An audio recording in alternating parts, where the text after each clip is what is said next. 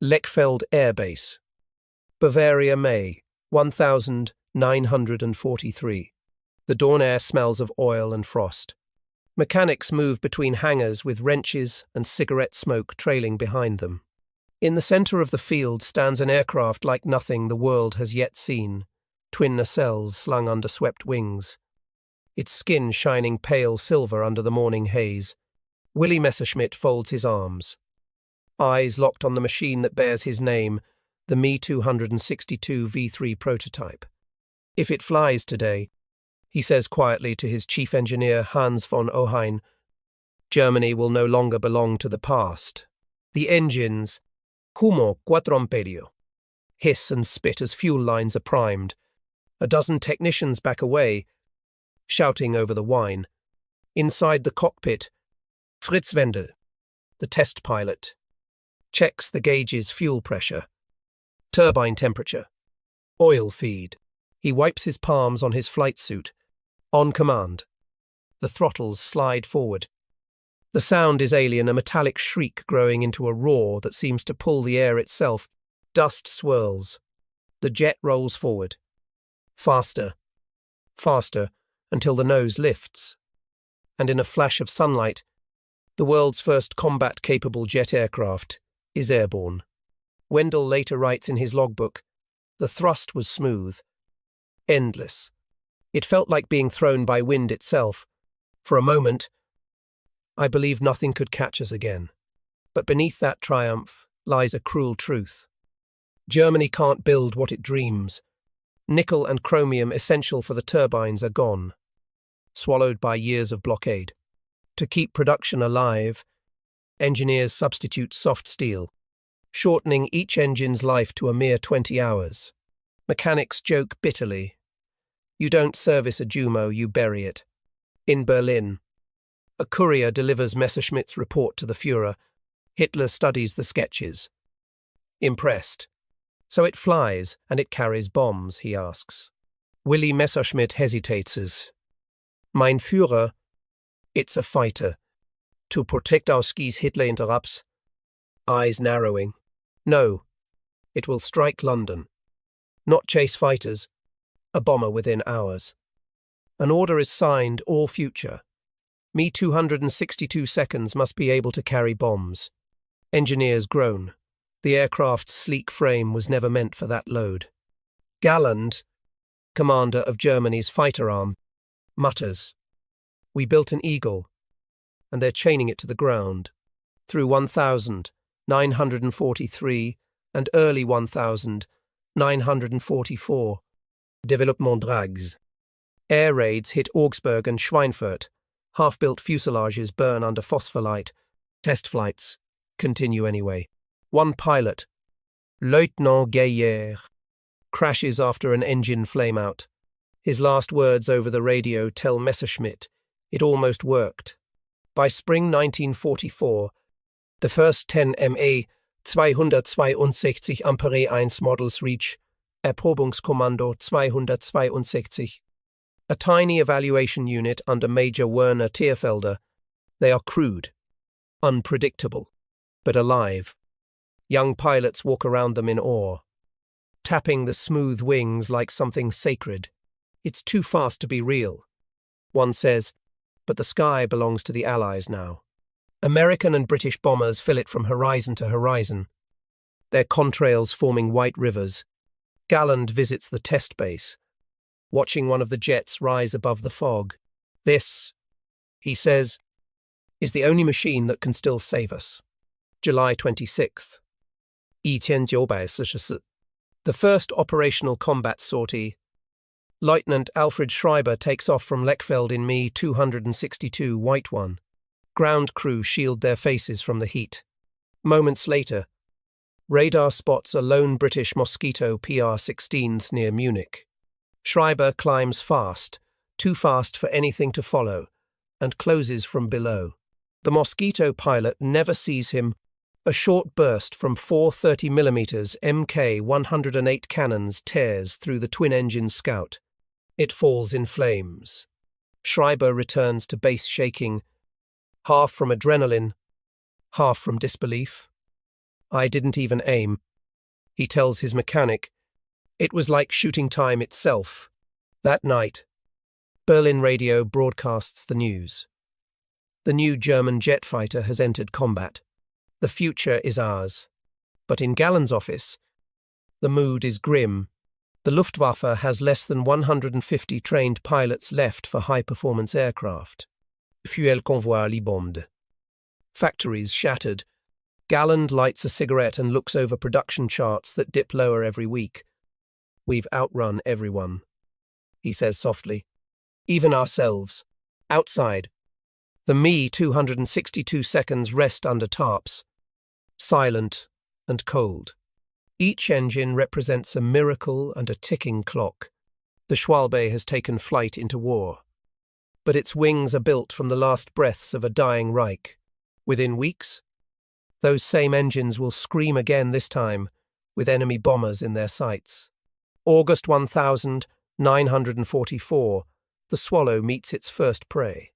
Above the Belgian countryside, the summer sky trembles with sound. Hundreds of B-17 flying fortresses crawl eastward toward the Ruhr, their engines rumbling like distant thunder. Between the contrails, two silver specks rise almost vertically. Me 262 seconds of Airprobungskommando, 262 on their first true combat mission. Inside one cockpit, Oberleutnant Joachim Schall grips the throttles until his knuckles whiten. The altimeter spins upward. The horizon tilts. Too fast, he mutters, forcing himself to ease the climb. The Jumo 004 engines shriek as the airspeed climbs past 800 kilometers per hour faster than any propeller aircraft alive. Through his Revi sight, the bomber formation seems to stand still. He closes to 600 meters, squeezes the trigger. 4 Mk-108 cannons erupt together, each firing 30mm shells the size of soda bottles. The lead B-17 blossoms in orange flame. Fragments whistle past the canopy. In seconds, the jet has overshot the formation and dived clear. Schall shouts into the radio, Treffer 1's direct hit. But the exhilaration lasts only a heartbeat. Warning lights flash turbine temperature. Vuelfeed. Vibration. The right engine coughs once. Twice. Then flames out entirely. He throttles back the left and glides through a veil of smoke, searching for cloud cover. Below him, P-51 Mustangs peel from escort duty, streaking down in pursuit. Their pilots curse. The jets vanish faster than bullets. One Mustang fires a long burst that rips through empty sky. Can't touch them. An American voice crackles over radio. They're gone. Schall limps home on one engine. Landing hard on a grass strip near Aachen, mechanics rush forward as he pulls off his helmet. Drenched in sweat. We're faster than the war. He gasps. But the war is faster at killing us. That day's success, 2 bombers destroyed, electrifies the Luftwaffe High Command. Field Marshal Hermann Göring proclaims the dawn of a new era. But Adolf Galland, standing beside the wrecked jet in Aachen, feels the hollowness behind the victory. At this rate, he tells his aide, we'll have machines without men to fly them. The Me-262's learning curve is brutal. Pilots trained on piston fighters can't handle the lag of jet throttles or the length of takeoff runs. Accidents claim more aircraft than combat. One diary entry from Lieutenant Hans Mutke reads, you don't fight the enemy first, you fight the engines. Meanwhile, Hitler tightens his grip. On September 22, he summons Galland to the Wolf's Lair. You'll build me a bomber wing. The Führer insists, 4 jets each with 2 bombs. My Blitzbomber, Galland, Argus mein Führer. Every minute they spend learning to dive. Our cities burn. We must use them as fighters. Hitler's reply is ice cold. The enemy fears attack, not defense. You will obey. By the time Galland returns to Berlin, production chaos reigns. Airframes are modified for bomb racks. Performance suffers. Precious weeks vanish. Allied bombing of synthetic fuel plants cripples supply. Mechanics drain aviation tanks from training schools just to keep the test flights alive. Still, the Swallow proves its worth when it flies. In late October, Mi 262 seconds intercept a formation of B 24 seconds near Kassel. In under 4 minutes, they destroy 5 bombers, then disappear before escort. Fighters can react. Allied crews call them jets from nowhere. But every triumph is shadowed by disaster. On the 8th of November, 1944, Major Walter Nowotny, the Luftwaffe's young prodigy with 258 kills, takes off with his new jet wing. Over Oldenburg, he downs 2 bombers, then reports engine failure. Moments later, P-51 seconds find him spiraling down in smoke. Witnesses see the explosion miles away. His death shatters morale. At the funeral, Galland stands in silence as the flag is folded. "We have built a miracle," he murmurs, and buried it beside its pilot. Through the winter, the jet units scatter. Some Mi 262 seconds are hidden under forest nets, others cannibalized for spare turbines. Pilots sleep in tents beside their planes. Each night, searchlights and flak trace futile circles above burning cities. Yet the myth endures. Allied intelligence begins warning bomber crews. Expect jet opposition. Engage only during takeoff and landing. American squadrons call them Silver Lightning. For the first time, Allied escort tactics began to change. Fighter groups learned to linger near German runways, waiting to strike as the jets returned low on fuel and slow to land. At Rechlin, a group of mechanics drink in silence around an engine test stand. When the turbine glows red and dies with a metallic scream, one of them laughs bitterly. "It's not the enemy killing us, it's the future itself." By year's end, Galland has one last idea. If he cannot win with numbers, he will win with legends. He sketches plans for an elite formation of veteran aces free from bureaucrat, free from interference, a unit that will fight on their own terms. He writes one name at the top of the page: Jagdverband 44, JV 44. They will call themselves the Last Swallows, and the sky of 1945 will be their final hunting ground. January 1945, southern Germany. Snow drifts across the ruins of Augsburg. Hangars stand half collapsed. Roofs ripped open by Allied bombs. Amid the wreckage, a handful of Mi 262 seconds sit under torn camouflage nets. Mechanics work in gloves stiff with frost, heating turbine oil over open fires just to coax the jets alive. Inside one of the hangars, Adolf Galland leans over a wooden table covered with flight charts. The once smiling ace of the Luftwaffe now looks older than his 43 years. His subordinates wait silently as he speaks. "Gentlemen, if we still have the courage to fly, we fly for honor, not for victory." By the start of 1945, Germany is collapsing. The Ardennes offensive has failed. Fuel trains never arrive. Every flight now burns the last reserves from underground depots. Yet Galland refuses to let the jet project die. He petitions the High Command for a small, independent fighter Unit 1 that answers only to him. Hitler, consumed by paranoia, suspects treachery. On January 28, he dismisses Galland as General der Jagdflieger, accusing him of defeatism. Galland leaves headquarters without salute. His adjutant whispers, "Is this the end?" Galland smiles faintly. "No. It's the beginning of freedom." That freedom takes shape in a hidden corner of Munich Riem airfield. Under cover of night, trucks deliver disassembled Mi 262 seconds salvaged from bombed factories. The mechanics reassemble them by lantern light.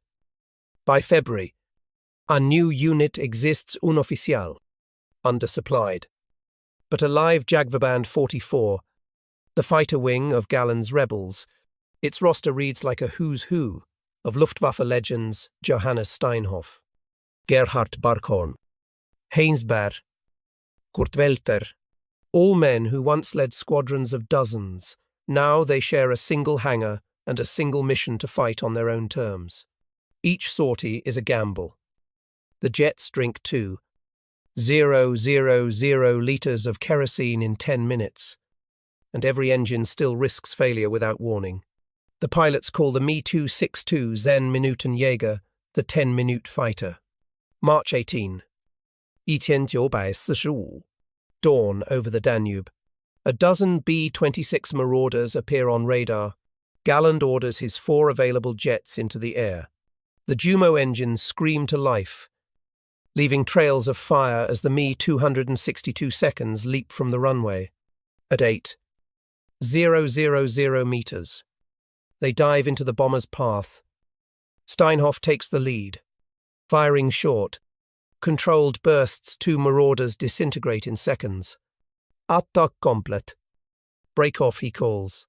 The entire engagement lasts less than 3 minutes.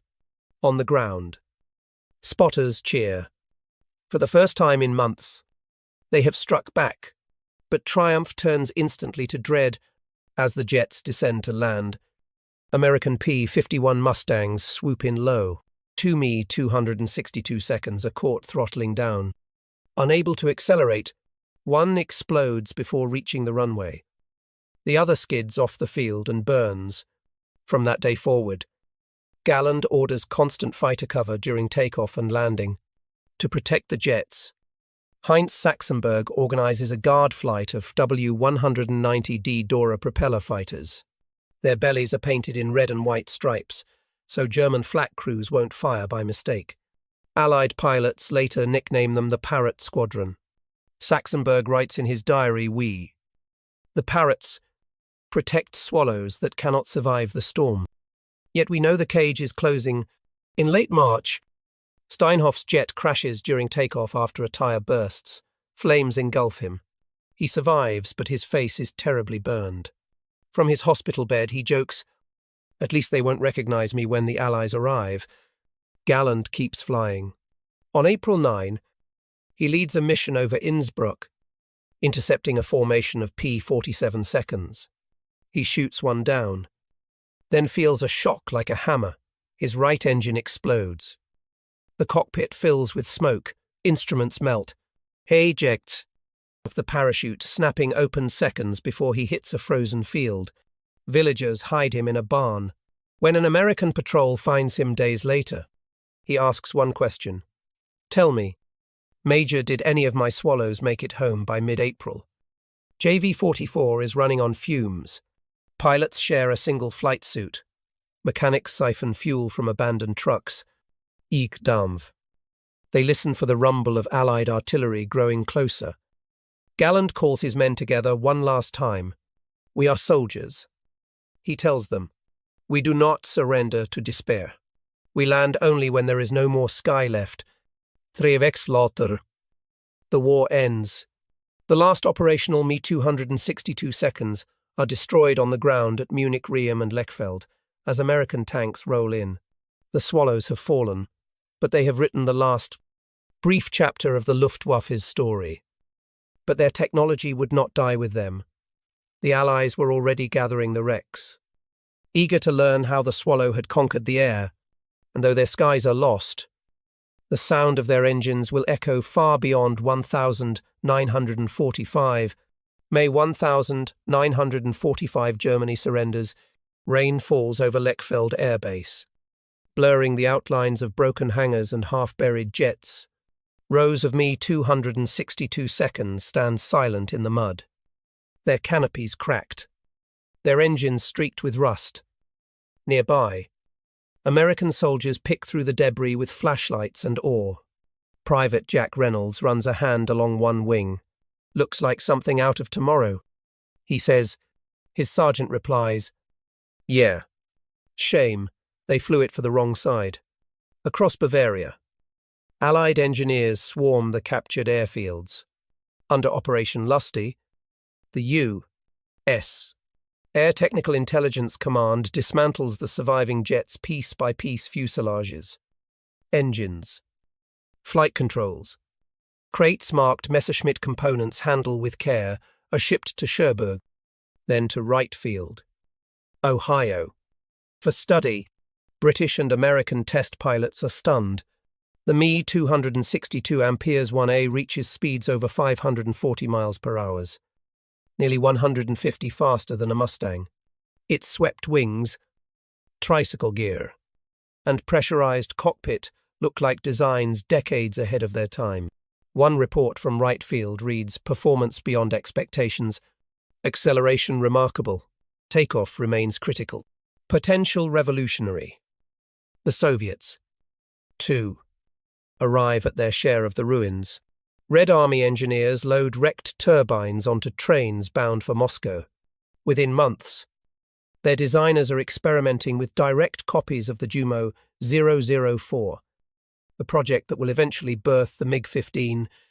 At the same time, the Allies refine their own answers: Britain's Gloucester Meteor, America's P-80 Shooting Star, and later, the F-86 Sabre. Each owes something to the Schwalbe's silhouette. But the men who once flew those original jets now sit in prison camps, stripped of uniforms and rank. At Bad Aibling, Johannes Steinhoff and Gerhard Barkhorn share a cot in a wooden hut. Steinhoff, his face scarred from burns, watches a P-51 fly overhead and says quietly, "They'll be flying our engines soon, just painted a different color." In Munich, Adolf Galland recovers from his leg wound.